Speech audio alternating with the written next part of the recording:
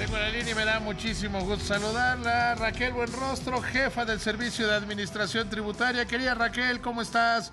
Buenas noches. Buen- Buenas noches, David. Saludos a todo tu auditorio. Además que bueno, así con Zoom, aunque sea, ¿no? Así es, hay que cuidarnos del COVID. Ay, si yo te contara el susto que pasé el fin de semana y hasta ayer, pero bueno. Bueno, oye, a ver Raquel, déjame comenzar con algo que es muy tonto, que es muy, muy tonto, que es como, yo a veces me lo imagino que es como esos, ¿te acuerdas de esos cohetes chinos que los avientas y nada más hacen ruido y no llegan a más? Pues ya Sí, andaban como no. contando unas historias que compraste agronitrogenados y que lavaste dinero. Y dije, no, esta no es mi amiga. Esta también va a llegar a un acuerdo reparatorio con 219 millones, decía Israel, mi productor. ¿Cuánto dinero tendrá ese señor como para decir, sí, tomen 219? O sea, pero cuéntanos eso, o sea, una historia. Mira, afortunadamente, quien escribió esa historia tiene una muy baja credibilidad. Pero rara la historia, ¿no creía Raquel? Sí, pues mira, yo creo que como somos servidores públicos, siempre estamos pues expuestos a que todo mundo hable de nosotros y no todo es verdad.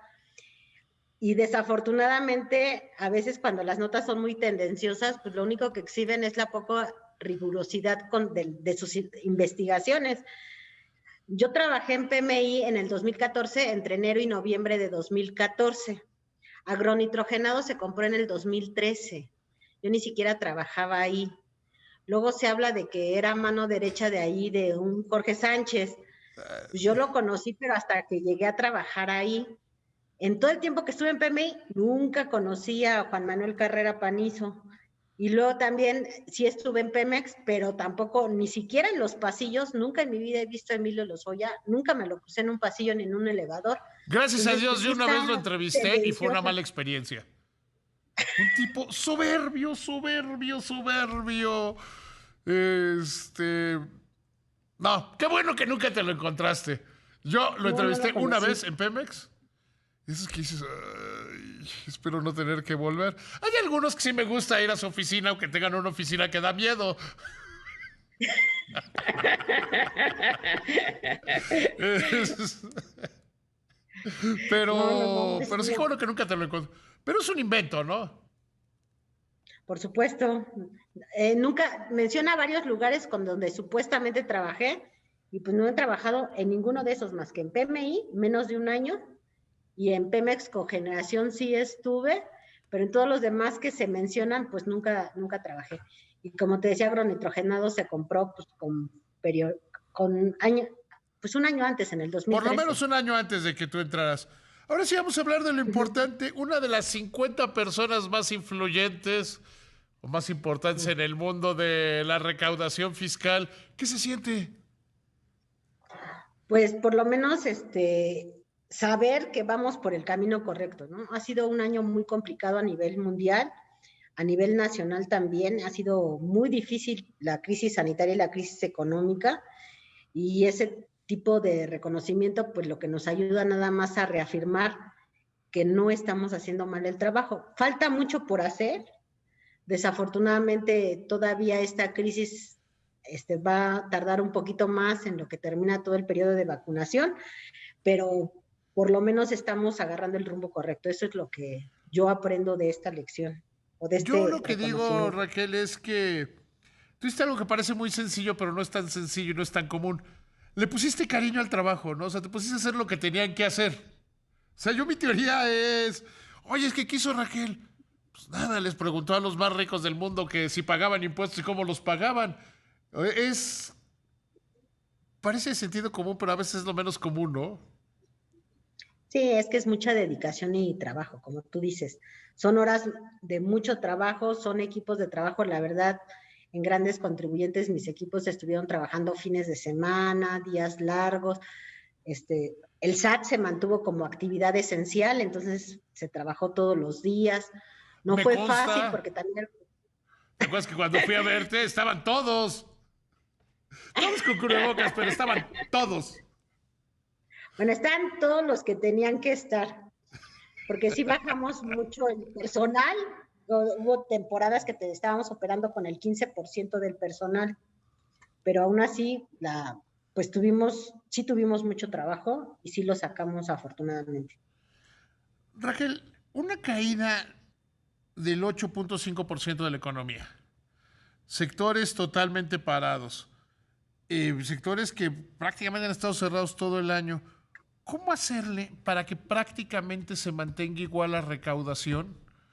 En términos reales, una caída menor a 1% es que se sacó dinero de donde había, de las piedras, digamos, ¿no? ¿Cómo lo hiciste? Yo creo que había una deuda histórica ya de los contribuyentes con el Estado. Desafortunadamente, yo lo he dicho muchas veces, hay una cultura en nuestro país de no pago, o dicho de otra manera, no hay una cultura fiscal. Y la cultura fiscal nace pues de cierta formación de decir, primero, que todo mundo se sienta obligado a pagar, porque eso finalmente va a bienes y servicios públicos y además permite mejores equilibrios económicos, y la otra, que el dinero se gasta correctamente, que son las dos partes de las finanzas públicas y que van generando confianza pues en todos los contribuyentes. Entonces, yo creo que aprovechamos la deuda histórica de muchos que no pagaban y pues simplemente pues fuimos a cobrarles todo lo que nos debían de años anteriores, obviamente no de este año porque no había actividad, pero sí de años anteriores, y se tuvo la sensibilidad por muchos de los contribuyentes, también hay que reconocerlo, la sensibilidad que la situación estaba complicada y que todos necesitábamos, ahora sí que aportar nuestro granito de arena. Entonces, mucha gente que pudo haberse ido a litigios, pues decidió regularizarse, ponerse al corriente, ¿no? Entonces, eso también hay que agradecérselos. A ver, pero hay un punto de inflexión ahí. Cuando la táctica era, especialmente entre los más grandes contribuyentes, hagamos el juicio eterno. En algún momento los del SAT, finalmente los servidores públicos, tienen caducidades limitadas. Hagámoslo largo, largo, largo, largo. ¿Cómo lograste ese punto de inflexión? Recuerdo algunos casos, por ejemplo, el de BBVA o los de FAMS, que decían, podríamos seguir el juicio, pero ya no, mejor ya ahí muere. ¿Cómo convencerlos de que ya ahí murieran juicios?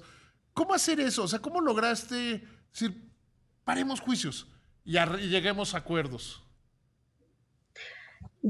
Lo primero que hicimos fue seleccionar adeudos que eran fácilmente demostrar que había una evasión o una defraudación fiscal, que eran muy sólidos y que no tenían casi ningún tipo de polémica, por así decirlo, conceptual entre el contribuyente y el gobierno. Eso fue lo primero.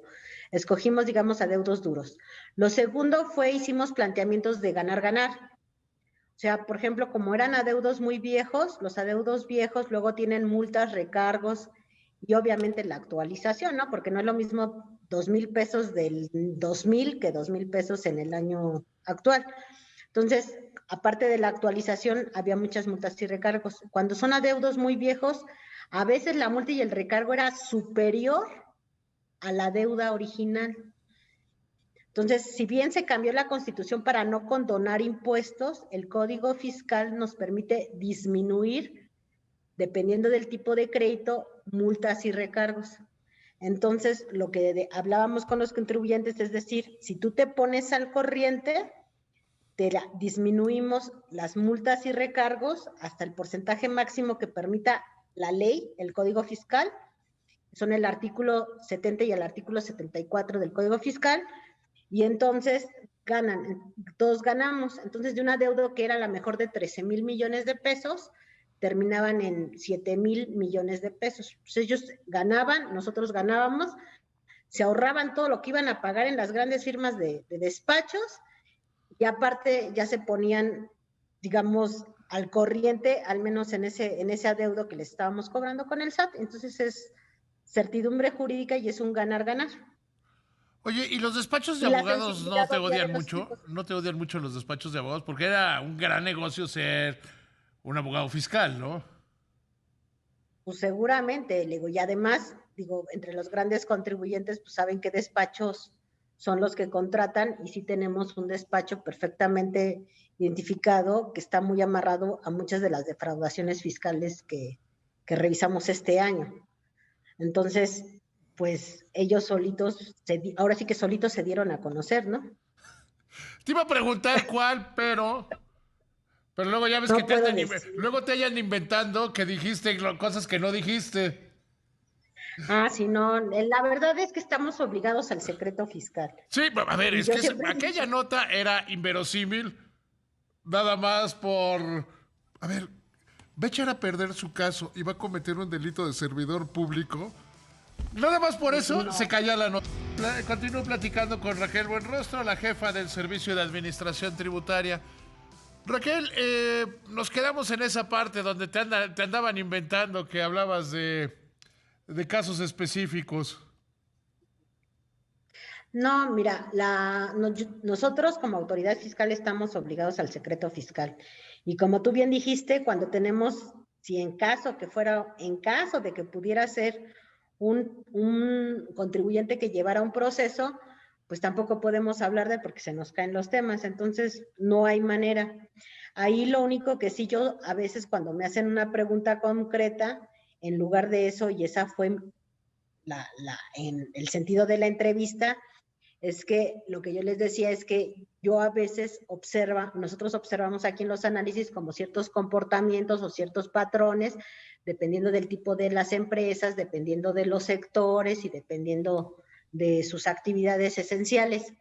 Y en el caso de las asociaciones civiles que están en el mismo cajón que las fundaciones, que las cooperativas y que otro tipo de figuras con ciertos beneficios fiscales, hemos observado algunos patrones de comportamiento. Y eso fue lo que decía, refiriéndome de manera genérica. Si no Y hablabas de ya, digo, nadie en afortunadamente, particular. no, Ahora sí que de los que afortunadamente, les quedara el saco. pues sí, como siempre, el que le quede el saco que se lo ponga. Pero lo malo es cuando otros te lo ponen. Ah, no, Porque pues ahí sí fue el no, no, típico, no. les vamos a amarrar navajas, ¿no? Raquel, a Sí, ver, es que en ese punto te has vuelto una persona fundamental en el gobierno. Tienes un papel que se ha convertido en fundamental. Si no el SAT hubiera hecho el esfuerzo que hizo este año, con la caída de la economía estaríamos en situaciones muy difíciles de ingresos. Hoy pueden el secretario de Hacienda decir, tenemos el dinero separado para las vacunas, puede ir el secretario de Relaciones Exteriores a comprarlas, en gran medida por el esfuerzo recaudatorio, porque el gobierno no genera dinero. ¿Qué tantas envidias se han generado en torno a tu éxito? eso sí no sabría decírtelo, yo estoy trabajando. No me da tiempo para fijar más allá de... Porque creo que sí ha sido un éxito. ¿Tú esperabas tener tanto éxito en el SAT? Pues más bien lo que yo no esperaba era tener tanta presión porque nadie se esperaba una pandemia, ¿no? En ningún lado del mundo, yo creo. Ajá, ajá. Entonces sí es una responsabilidad como servidor público muy grande, como tú bien dices, garantizar los recursos, en este caso para la salud, para las vacunas. Y las políticas de gobierno, por ejemplo, tienen sus programas sociales que son, yo siempre lo he dicho, como un símil a lo que es la renta básica. En muchos países, cuando cayó la pandemia, pues los gobiernos rápidamente aprobaron subsidios de renta básica. Sí. Aquí de alguna manera ya los teníamos con los programas sociales, pero no es fácil mantener el recurso. Entonces, más bien fue la presión para mantener esos apoyos de los programas sociales, que en el fondo es una renta básica por hogar, y aparte tener los recursos para los insumos de salud y para las vacunas ahora, ¿no?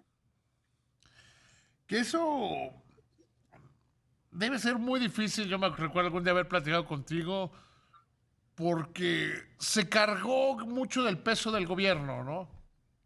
Y tus odiadores, porque hoy estamos hablando de tus odiadores, con gran facilidad recurren al mito de que el SAT tiene una intención política, que lo usa, que es un arma de golpeo en contra de los enemigos del régimen.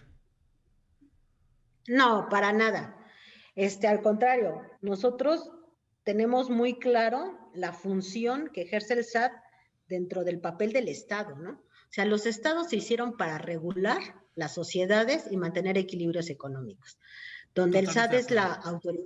la autoridad fiscal, donde todo mundo contribuye, no son impuestos, sino contribuyen para los bienes y servicios públicos de manera equitativa y progresiva. Y la distribución de esos ingresos o la redistribución de los ingresos se da a través del gasto público. Entonces, lo que nosotros queremos tener es una institución fuerte que cumpla con los principios redistributivos para los cuales fueron creados también pues, todos los aparatos, todos los estados del mundo, y tener políticas fiscales equitativas y progresivas, y también sabemos que en estos momentos tan complicados lo más importante es dar certeza jurídica porque queremos darle certidumbre al inversionista, certidumbre al contribuyente, a los empresarios, a los emprendedores. Entonces, entre más certeza les demos en el cumplimiento estricto de la ley, a todo mundo le quedan las reglas del juego claras, hay certidumbre y puede haber crecimiento económico. De O sea, otra entonces tú manera, pues sería negarías que hay prácticamente un imposible. uso político del SAT. O sea, tú dirías, lo que No, hacemos sería es lo que contraproducente. haríamos con amigos, con enemigos, con el que fuera, cobrarle los impuestos como marca la ley. Claro, hacerlo de otra manera sería completamente contraproducente, es un suicidio. O sea, no tiene ningún sentido hacerlo de una manera distinta. Porque sí hay Eso es lo que mucho yo eso de creo. decir, no, es que como criticó al gobierno, entonces lo auditaron y al grupo, y como eran amigos de los neoliberales. Creo que ese es un error bastante común, ¿no? Sí, yo no sé cómo haya sido en otros casos, en otras administraciones. En nuestro caso no es así.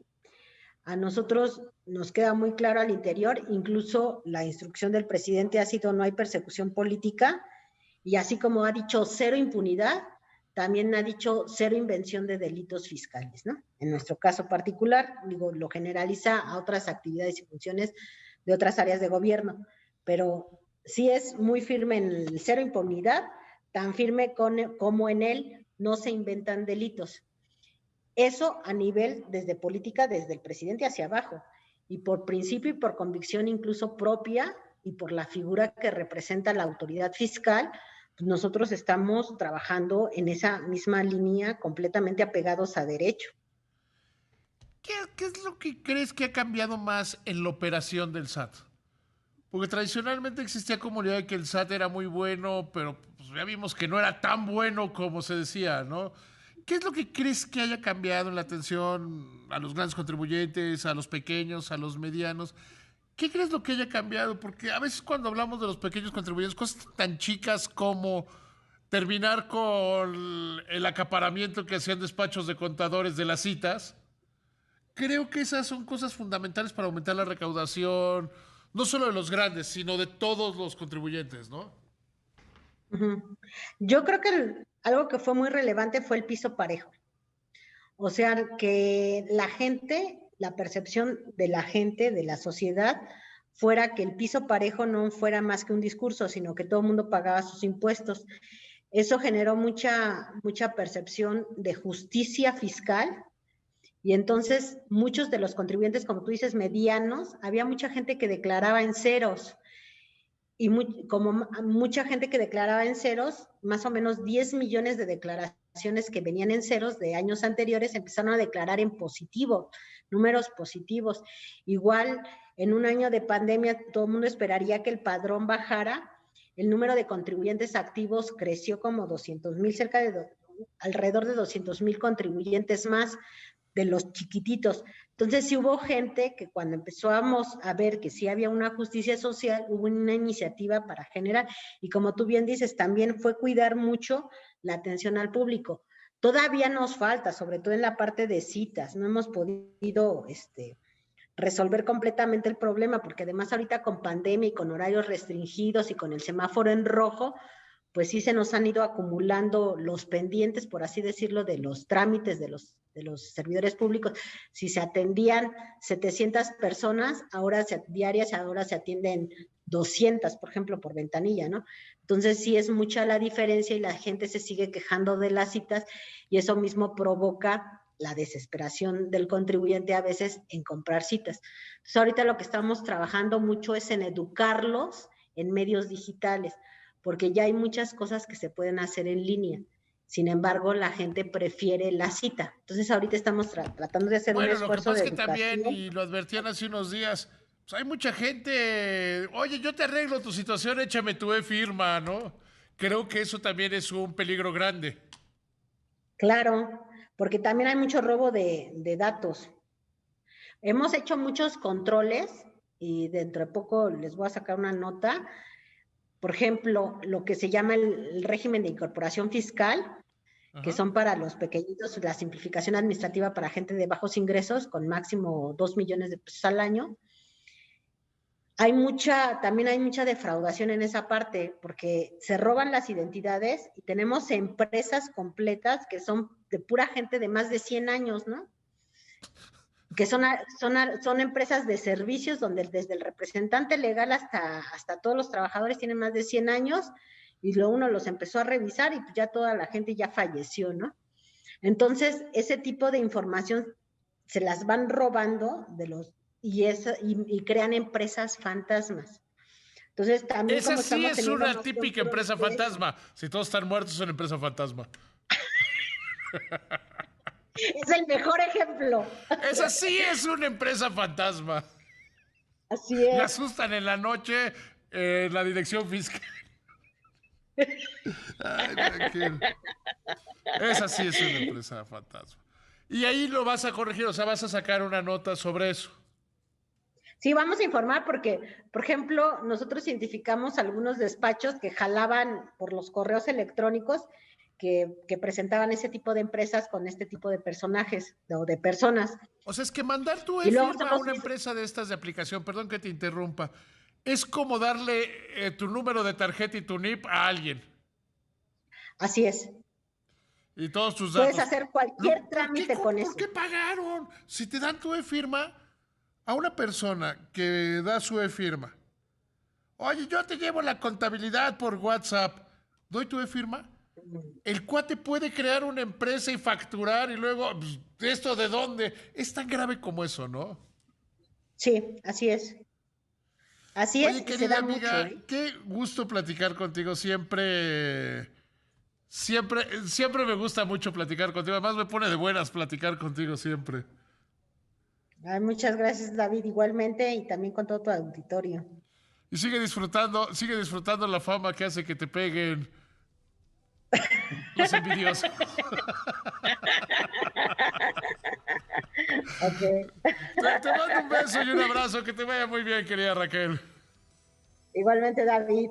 Hasta Hasta luego. luego.